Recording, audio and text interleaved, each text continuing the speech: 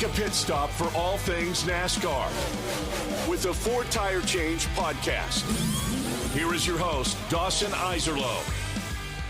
Welcome back into the Four Tire Change podcast. Look, I'm not going to waste a lot of time up front because we have a ton of content this week. I was able to sit down with Fox Sports reporter Bob Pockrass, one of the best in the business. Look, if you're following NASCAR, chances are you're already following him, but he always has the scoops, and you can see him on Fox this time of year. Of course, the Daytona 500 is going to be on their network as well. So we had a great conversation, and that's coming up, as well as my sit down with Chris Fusaro once again. He rejoins me, and we make our predictions for the full season. Talk about what we think is going to happen round of 16 all the way down to the championship 4, make our championship predictions. So look, Daytona 500 is on Sunday. We made it. It's the season. I'm excited about it. Plenty more episodes coming after this all throughout the year. So please stay tuned. Welcome back into the Four Tire Change podcast. It is now my privilege to welcome on one of the best NASCAR reporters in all of the business, Bob Pockrass of Fox Sports. Bob, first of all, thank you for doing this. Thank you for making the time. Thanks for having me. Looking forward to the Daytona 500 Sunday on Fox. Absolutely. So, I wanted to go a little bit big picture to start, and then we'll get back into some of the storylines for this week's race specifically. But, the next-gen car has now got a couple of years of data here, and, overall, I would call it a success. But the big question mark has still been the short track package. And NASCAR took another crack at this in the offseason, and I know we don't really have any results yet because the Clash was kind of its own thing without the package. But what have you made of their attempts to improve it and where they are and where you think they can go this year? I think their attempts are swings, and they're trying to swing at either a curveball or a knuckleball or something that isn't very easy for them to hit. And, so I think nobody really knows. They've altered the underwing. They've increased the size of the rear spoiler. Does it change the amount of downforce? Not by a whole lot. I was told by less than 5%, but NASCAR hopes that where the downforce is generated will allow cars that are in traffic, cars that are behind the leader, to have a little bit more maneuverability in order to make a pass. And I don't think we'll find out until we see it on track at Phoenix in a few weeks. I don't think anybody is expecting it to be some incredible huge change, but as you know, you don't always need a huge change to make a big difference. And so I guess it's kind of wait and see. And along those lines, we've had so much success with the intermediate package, which for so long felt like the biggest problem NASCAR had. So where do they balance, because some of these short tracks are obviously the most legendary places they attend. Where do they balance how successful the car has been in some areas with, the shortcomings of the short tracks and to an extent the road course package? Yeah, I think it'd be nice to have okay, we go to this track and have this package, and go to this track and have that package. But every time you add something like that or have something different, then the teams want to, they want more wind tunnel time. They want to spend more money that they don't theoretically have to try to engineer it to see what they can do best. And so, NASCAR really doesn't like to have different aero packages for a lot of different tracks. They're trying to keep that to a minimum, and that's where their challenge is. And, the other hard part is on the short tracks, especially, if you can miss your turn or not handle as well, but still downshift and get a good launch off the corner, you can hold somebody off who can get through the corner better than you. And because they can't downshift and accelerate as much as you, as they run into you. Right. So it's they're able to use shifting as a defense mechanism, really, and as a kind of a blocking mechanism. And, so I think that's the challenge that NASCAR is looking at, to try to see what can change in order to make the racing better without having to be so different than what they use on the intermediate tracks. The next one I wanted to ask you is more of the positioning of these races, not necessarily the racing in them, because we've seen the schedule change, decent amount in the last few years. And this year they did it again. And they went away from Daytona being the last race of the regular season, which, I think for me, I really enjoyed the unpredictability of it. It's not a massive change. It's just the week before. But what do you think went into the decision to now make it Darlington instead? And do you think it's the right decision to kind of shift that focus away from Daytona ending the regular season? Yeah, it kind of ended up just as a scheduling thing between starting the season the week after when the Super Bowl happens, or starting the weekend before President's Day weekend, and then having to have Darlington on Labor Day, and knowing that they were going to take 2 weeks off for the Olympics, and they had toyed with having a midweek race, but they just didn't find the place. I think that they felt comfortable that it could be successful. They haven't had as during COVID, they tried a few midweek races and it didn't really resonate. So they opted again to have this 2 week break for NBC for the Olympics. And then that kind of put them in a position where their 26th race was going to be Darlington if Darlington had to be on Labor Day weekend, and you don't want to move that. So they kind of extended the season by a week, kept Darlington at Labor Day, and said, that'll be our regular season finale. Is it the right decision? I don't know. I think NASCAR should have said we're going to have an 11-week playoff. They've changed so many things. Right. Why not say, hey, this year we'll have a 4-race first round so that Daytona can be the 25th race, or have Darlington be like some sort of special, it's a throwback event or could theoretically move your throwback event to there and have some sort of special event and still have ended the regular season at Daytona. I think that there are certainly some options they could have done, but to kind of keep, look, they're probably looking at they want to have some consistency when it comes to kind of format, I guess, and keep it 26 and 10, and that's what they did.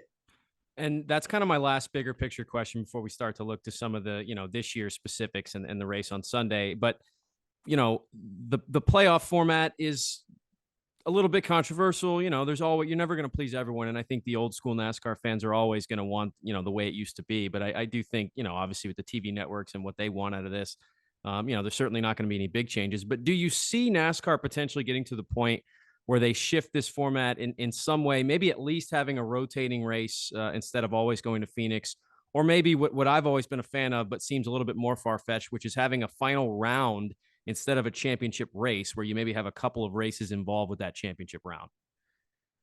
Yeah, you and me are probably on the same thought, that you don't want one race to decide the champion. I joke that you in other sports the ball doesn't deflate when you play. Of course, there could be some controversy on that too, but theoretically, compared to an engine that can blow, or in Christopher Bell's case, a brake rotor that fails, you hate to see that be ruin somebody's championship. So could there be around? But I think NASCAR likes this final round. It certainly, makes a very complicated system simple on the last day, so that people who are watching it know who's going to be the champion.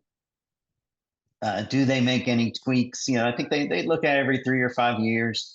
I think in general, they're happy with it. As far as Phoenix, you get mixed signals. Certainly they put a lot of money into there. Certainly the community embraces that championship location. I would like to think that they will move it around a little bit, just out of fairness, right? If Phoenix is either one of your best tracks or one of your worst tracks, should that always be the place where you're going to decide the championship? So I hope that, I don't mind this. I don't think that needs to rotate every year, but I would like to see it rotate like every 3 or 4 years. Give that facility a chance to build that kind of championship environment, get that championship hype, and then go somewhere else, a different track, different style track, so that theoretically you're not saying, okay, driver A, you're not very good at Phoenix, so you're probably never going to win a title because we're always going to race the title at Phoenix. That just doesn't seem right. I think we're on the same page there. Okay, let's go to some of the more, this year specific themes. We don't have time to get to all the teams and all that, but there's a few that I've already kind of discussed in the past couple of weeks that are really fascinating to me. Stewart-Haas Racing, obviously not a good year last year, and a lot of different circumstances that led to that, and kind of the feeling that even what success they were having was all carried by Kevin Harvick. Now you don't have Kevin Harvick anymore. You bring in Noah Gragson, who, had a bad year for a lot of different reasons last year. You also have Josh Berry, who's unproven at this level. How bad could it get for Stewart-Haas if this season goes the way that I think some people kind of expect it to? Yeah, well, first off, I have Kevin Harvick because he's on my team at Fox. So there you go. So he's still around, and but yeah, I mean, look, and Stuart Haas, not only do you have 4 drivers now who just have 1 cup win among them, compared, Kevin Harvick, obviously, with, 50, 60 cup wins, right? So you lose that. But, their Ford deal is up after this year. Obviously, they lost Anheuser-Busch as a sponsor. They lost Smithfield as a sponsor. They need something good to happen, and they need it fast. Uh, and and so it's not just about like, it's hard to turn things around. But I think the question is, how much time do they have to turn things around before, is Ford going to say, look, we're going into F1 and we're supporting several teams here in Cup already. We're going to have to cut back a little bit. And if they do, then does Gene and Tony spend the money of their own, or do they just say, hey, we'll sell a charter or two and downsize a little bit? I think all those options are on the table when you look at their lack of sponsorship there, and this uncertainty when it comes to manufacturer. So it's going to be hard. It's going to be hard. I don't see any other. And the thing is, they have good people, right? Greg Zipadelli overseeing everything. Rodney Childers, great crew chief. Drew Billickensdorfer, great crew chief. Chad Johnson, great crew chief. They have the tools, or they have people who know what they're doing. But the difficulty is that once you get behind, it's like math, right? If you have the wrong answer, you don't know, is it the step before you got the wrong answer where you messed up? Is it the step before where you messed up, or is it the step? And so in trying to diagnose your issues, it just takes a long, long time, especially in this area, no practice. Well, and the next question I wanted to ask you is some of the teams that actually have been doing that, kind of overcoming some of those obstacles. And that's Front Row Motorsports last year with kind of a banner year for them. We saw JTG Doherty kind of do the same thing with Ricky Stenhouse Jr. And I'm always fascinated by the teams that don't have the typical, huge funding numbers and are your Hendricks of the world having success. And those teams have done it. But how important and how difficult do you think it will be for those teams to back that up with solid years again?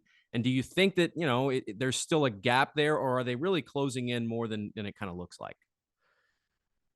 Well, I think the more time you give the bigger teams with the deeper budgets and more engineers, the more they increase the gap. So I think it's going to be tougher for those teams. It'll, I think could be especially, it could be Front Row is going to, I think, have a better ability through potential alliances and things that they have going, that to be able to keep up. I think for JTG, it's still gonna be tough. I mean, they do amazing last year with what they had, and I think it's gonna take another Herculean effort for them to repeat what they did last year. And I'm not talking about just winning the Daytona 500, but just what they did all season. Pretty much staying in the top 15, 16 in points almost throughout the whole regular season. And you mentioned Ricky Stenhouse, who did win the Daytona 500 last year. Let's move there because I don't want to take too much more of your time. It's going to be exciting. We're recording this on Tuesday, so none of the duels or anything like that have happened at this point. But what are your kind of storylines going into the week this time around at Daytona? I know last year some of the talk was about the safety conditions and things like that of the race car. And look, we saw another really scary crash with Ryan Preece last year at a super speedway. But what are your big storylines going into the weekend? Yeah, I think the storylines going into the weekend are the Fords and the Toyotas changed their bodies.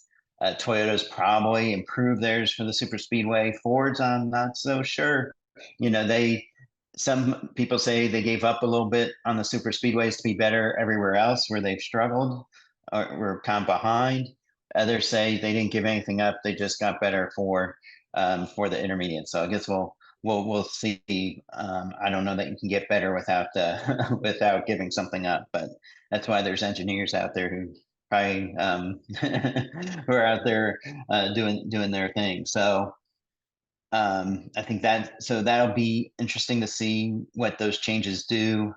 Can Hendrick, celebrating their 40th year, continue their dominance in qualifying, and even if so, can they finally get a little bit better in the race itself, I think will be an interesting storyline to see here at Daytona.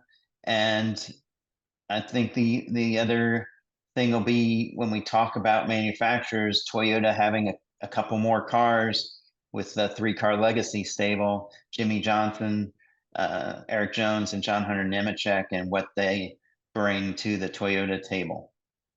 And lastly, Bob, as we wrap this conversation up, I know you're going to make your pick via social media the way you always do, but give me your feel on, we've had this kind of run of new drivers having success at the 500, and obviously McDowell and Stenhouse were a part of that. Austin Cindric mixed in there as well. Do you think we continue to see that, or do you think maybe this is a year where the veterans who have been doing this a while maybe take the control back? Yeah, so I did one pick. Now this is pre-duels, so I'm pre-qualifying, and I picked Denny Hamlin because he's on a roll, and he certainly knows how to win these races. And I think the Toyotas will be better, and he'll have more friends. So I'm looking at him right now, but my mind could be totally changed once the duels Right. happen. But I do think, I did a piece on like who could be first time winners. I mean, you look at Keselowski and Kyle Busch. I don't think anybody would be surprised at all if they are first time Daytona 500 winners. Beyond that, I think it'll probably come down to experience and winning in this type of style of racing. Absolutely. Look, appreciate this so much. You can, of course, catch Bob Pockrass, Fox Sports reporter. And as he mentioned, the Daytona 500 will be on Fox on Sunday afternoon. So really thank you for doing this. Maybe we can catch up again soon. And, best of luck covering the sport as you always do. And it should be a fun year. Thank you very much, Dawson. Appreciate it. Welcome back into the Four Tire Change podcast. Dawson Iserloh here. We have Chris Fusaro.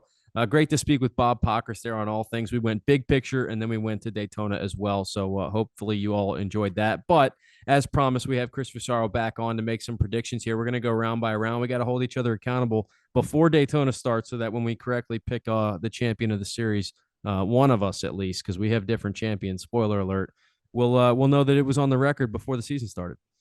Yeah, and to be perfectly honest, I think Bob Pockrass might smoke us in both of these predictions, given how good he is and how intertwined that guy is in the sport. But glad you could have him on. That's huge for the program, and an honor to follow the guy himself.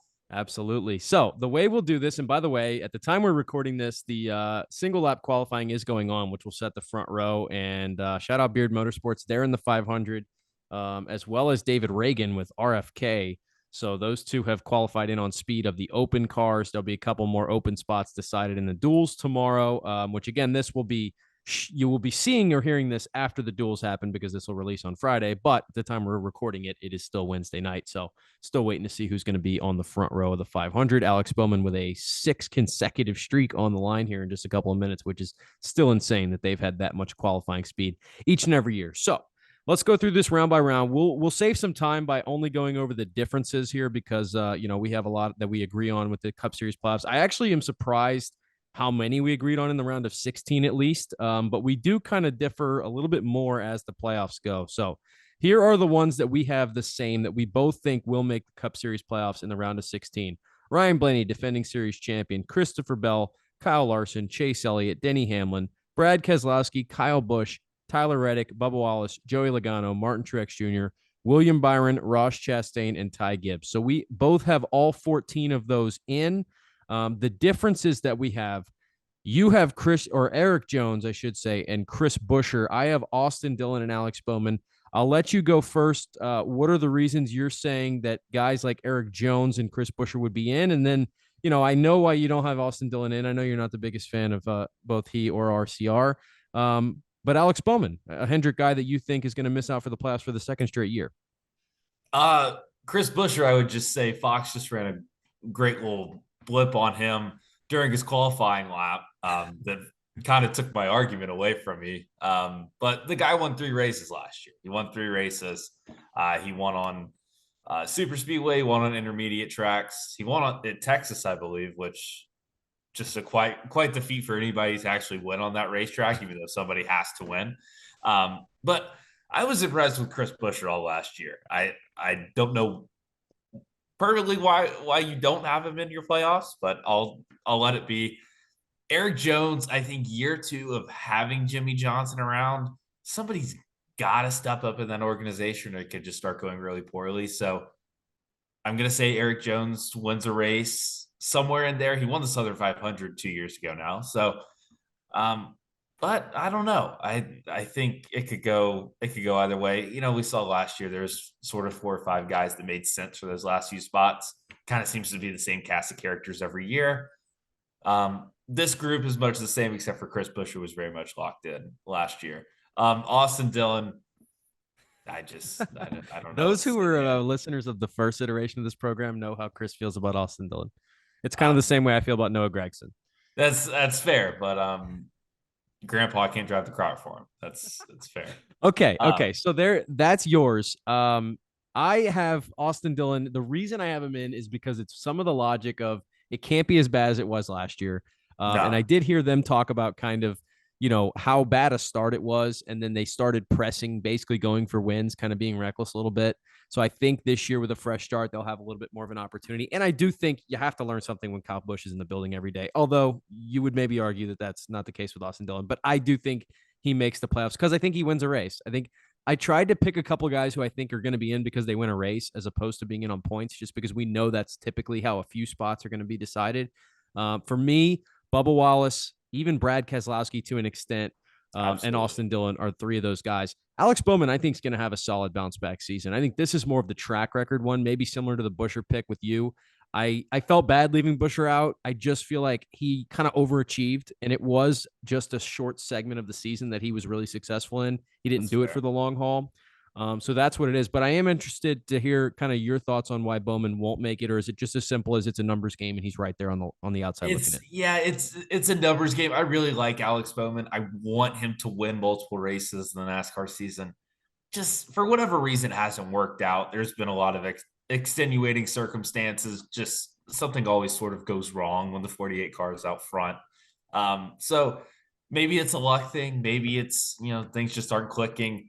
I would like to see him in the playoffs. I just think, maybe somewhat of he overachieved 2021, 2022, and 2023. He came back down to earth.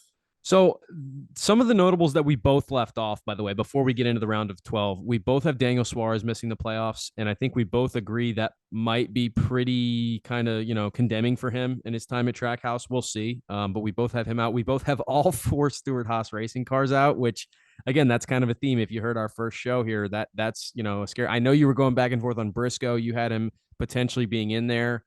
But like I really wanted to. Really wanted to. And if a Stewart-Haas driver does make the playoffs, I think it's Chase Briscoe far and away. I fully agree with that. Briscoe was the one that I had kind of in my bubble here. The other guys that I had, obviously I was going to consider Michael McDowell. I think he did it last year and he did it on merit. I do just think, again, and this is something Bob Pockrass just said in our interview that we talked about when I asked him about the gap closing between those, the bigger teams or getting bigger. He said, look, you give more engineers who have more money and more resources and more, manpower, more time, the gap's going to increase. And so I think, unfortunately, McDowell, Stenhouse, those guys who had nice stories last year, it might have another year of notes for the bigger teams. And I think that's why I have no Hendrick cars missing the playoffs. I don't have any Gibbs cars missing the playoffs either. So we'll see. But there we go. That's some of the notables we left out. And again, there's a lot of guys. I mean, again, when you have to make these picks, we left a lot of guys out of the playoffs, and we'll see what happens there. For the round of 12, we both have the following drivers moving on, so we won't mention them here. Ryan Blaney, Christopher Bell, Kyle Larson, Chase Elliott, Denny Hamlin, Tyler Reddick, Joey Logano, William Byron, Ross Chastain. Mostly big names in there. The only one that I would say is maybe somewhat of a stretch that we both have moving on is Tyler Reddick. But again, Reddick's been pretty solid and pretty consistent there, so I don't think any of them are really big stretches. The difference is, though, you have Bubba Wallace making an appearance in the next round, as well as Chris Buescher and Kyle Busch. I have Martin Truex Jr., Ty Gibbs, and Brad Keselowski. You already kind of talked about Buescher, so I'm assuming this is more of a continuation of that. But you see it going differently for Bubba Wallace. What's your reasoning for having him in the round of 12 this year? I think Bubba Wallace showed in 2023 he can compete on non-super speedways. I think that was a huge jump for his career. I think as well as getting sort of the mental game figured out. I think having Tyler Reddick in the building with him, whereas he's not just, it's not just the Bubba Wallace show and the Bubba Wallace pressure with Denny Hamlin looking over his shoulder as the team owner. I think having Tyler Reddick really helped him. And Bubba Wallace competed on all tracks. So sort of what I just said, super speedways, intermediates, short tracks. He had a few good road course runs too, which was very surprising knowing his track record. I think he's just becoming more of a complete driver. And I don't know. I'm a big Bubba Wallace believer. It's one of those that maybe it's a little bit of me wanting him to be there, but I think he showed a lot last year. That's fair. I have Truex in, and I think this is more of a, kind of a last ditched effort for Truex to be a championship contender, but I can certainly see why you kind of see that fading down the stretch. The interesting thing that the reason I went with Keselowski and not with Busch is kind of some logic that I don't know if everyone's going to buy into it, but this is my reasoning. I have Buescher not in the playoffs. I have Keselowski being the only member of that team in. I think that gives him an advantage when you're talking about resource sharing in the playoffs. And then I have Austin Dillon in sharing with Kyle Busch. So I actually have Keselowski moving on instead of Busch because of the guys I have in my round of 16. Now, obviously, if that's not how it plays out, maybe you flip some of that around. But I do think that could play a role. We've seen that with, a couple different times throughout the history of the playoffs where a team's able to kind of put all their chips in one basket, so to speak, come this playoff time. Yeah, and you really took the words out of my mouth. I was going to say me not having Austin Dillon in my playoffs maybe gives Kyle Busch that little bump, but I think Keselowski, Busch, Truex sort of on that French for me. So it'll, those veterans, it all sort of works itself out in the wash, but we'll see. So in the round of 8, the ones we have both moving on, we have 6 in common: Ryan Blaney, Christopher Bell, Kyle Larson, Chase Elliott, William Byron, Tyler Reddick. Again, I think, maybe it's a little bit of a surprise for us to have Reddick that far down it, but I do think, we've seen it in the past couple of years. He's gotten really hot at times, and it's kind of the continuation of what could be an emerging star in the sport, I think, is our reasoning there. The difference is you have Ross Chastain and Joey Logano moving on. I have Martin Truex Jr. and Denny Hamlin. So this is veterans, all of whom have made appearances in the championship four in the last couple of years, in fact, all of whom have been championship contenders at one point or another. So I think it's as simple as having guys in that you think are kind of primed for success this year. But I am interested, without someone like Suarez in, you think Trackhouse, this is a big year for Chastain in your eyes, if you see him all the way in the round of 8 at this point. Well, I think, Kevin Harvick really just talked about it on the qualifying broadcast of you have major partners in the sport of NASCAR behind Ross Chastain. Now, he's becoming sort of a star in the sport of NASCAR. I think that really speaks to the way that people view him from within NASCAR, the talent. And that's not to take anything away from Trackhouse, but you see what Ross Chastain is doing at Trackhouse, and no offense to Daniel Suarez, but you sort of see the contrary. So I think Ross Chastain's a star in the sport. I think, certain things just didn't go his way in the playoffs last year. That happens. That's sort of what we've talked about already. But 2022, that really showed that the guy, he's in the championship four. He really can't compete. Yeah, it took a Hail Melon to get him there, but the guy earned his way there as well, not to take away from that moment. So I think the guy's a budding star in the sport of NASCAR, and I really think he won a championship within the next 2 or 3 years. And I don't think it's a big exaggeration by any means. We'll trade Logano for Hamlin here. I'll go quick on Logano. For me, I think it's as simple as, I think Denny and some of those guys with Gibbs, I saw the speed late last year in the playoffs, winner, go home situations. I think Penske's luck runs thin a little bit at some point here. I just think they've gotten fairly fortunate with 2 playoff runs that have been huge. And so overall, I think it runs out for him, but you have Logano in, and I don't think it's obviously a stretch. He's a 2-time champion in the sport. When we go to the final 4, we both have Chase Elliott in, let's talk about Elliott for the first time here because we haven't so far. Obviously last year's, again, that's kind of the Austin Dillon logic, although on a bigger scale because he's a much more talented driver who has much bigger history of success and he is a champion in the sport. I think we both feel like the luck's going to turn around here. He's healthy going into the season. And I imagine that 9 teams got something to prove. I don't know if you have anything to add to that. Oh, I think it can't get much worse than it went. From a luck perspective, from an on-track perspective, Chase Elliott with a new spotter in 2024. Even though the spotter may have not been the issue, but it's changing something up. And so I think that really changes the fortunes for the 9 team. But missing races in the middle of the year, the only time we've really seen anybody come out of that successful was Kyle Busch when he broke his leg at Daytona. But that didn't really break up the season. Chase Elliott's injury was a 3-4 races in. So it really put a wrench into it. He only ran 29 races last year, and it really couldn't get much worse. So I think he bounces back. He returns to form, wins on a super speedway, wins on an intermediate, and wins on a road course. I think we're talking 3, 4, maybe even 5 wins for the 9 car in 2024. By the way, my guy Michael McDowell's top of the chart right now, so I'm really hoping he holds on there. And also Austin Cindric, that's a guy we didn't mention, but we did not have him in our playoffs. I wouldn't be shocked, though. He's definitely capable, certainly winning at road courses. He's got a lot of experience there. So Cindric's another one that he crossed my mind, but again, just kind of with the numbers game. Yeah. I would say he crossed my mind. He wasn't somebody that I wrote off immediately, but one race really in his first career start. I mean, not his first career start ever in the Cup Series, but his first career full-time start. Haven't really seen too much since. So we also both have Tyler Reddick, and I think we already kind of discussed it. We see the talent of the driver here, and also the combination of that 23-11 team taking the next step. You had both he and Wallace making nice runs. I had Wallace in, but not making a huge run. But we think Tyler Reddick kind of shows some of that potential yet again, takes another step. The difference is you have Logano and Byron in. We already covered the Logano aspect, a little bit of it, but you think William Byron kind of follows up on a pretty big season, a breakout year, so to speak, last year, and makes it back to the championship four. I don't have really any disagreement there. I have Christopher Bell in simply because I think the guy wins a race every time he needs to, and it's been unbelievable to me the last couple of years how clutch Bell's been. So you put him in a spot, I have him going this far. I think Christopher Bell gets it done to get to the championship four. So trading out Bell for Byron, again, we don't have huge differences here, and then also trading out Hamlin for Logano. Before we do our playoff champion, my regular season champion's Kyle Larson. I think the consistency is going to be there. I think it's actually just kind of playoff blunders that lead to him not being in my final four. But I do think he'll be the most consistent driver. I think he'll have 4 or 5 wins in the regular season. I expect big things from him. Who's your regular season champ?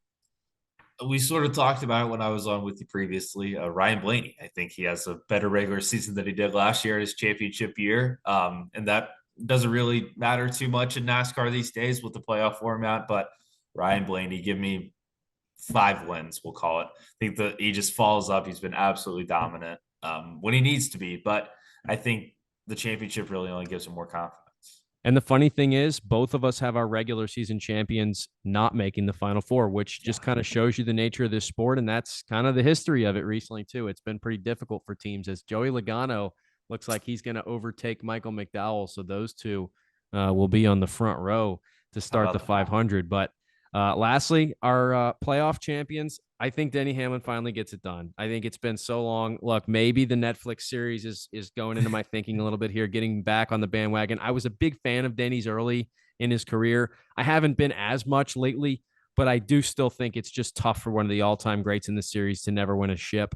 I think he finds a way to get one, and he's running out of years, so why not this year better than any? I think they showed a lot of momentum last year. Obviously, they have to avoid some of those playoff mistakes that were chronicled in the Netflix series as well. But he's capable at Phoenix. We've seen Joe Gibbs cars have enough speed there. I think a big benefit for them is I don't necessarily have them running into any of the Penske cars, which seem to be so good at Phoenix when championships are on the line. So that's my champion. Who do you have, Chris? And why are you going with him? William Byron. Simple as last year, the only thing he missed was a championship. He won every single kind of race you could ask the guy to win. He was fantastic all year. Some people say he backed into a few wins a la Alex Bowman the past few years. I just think he was really strong. I think he's the next wave of Hendrick driver to win a championship, and that's not saying that Chase Elliott or Kyle Larson are declining. I just think that there's a lot of talent and versatility in that building at Hendrick Motorsports, and William Byron showed that he's not willing to take a back seat. He is his own driver. He's not a B-tier driver in the sport. He's an A-tier driver, and he's not even a B-tier driver within his own team anymore, and I think he'll win a championship. There you go. So I have Denny Hamlin. Chris has William Byron for our champions in 2024. So look, that was a lot of fun sitting down with Bob Pockrass. Big thanks to him for doing that. I know he's crazy busy this time of year, so really appreciate him taking that time to talk with me. And also, of course, Chris Fusaro, getting our predictions done, putting stuff on paper so that we have something to go back on later in the year. We can't just claim that we had everything in our head. So appreciate y'all for tuning in. Make sure to like, comment, and subscribe. And we'll have more content coming all year long on the 4-Tire Change. Thanks for joining us.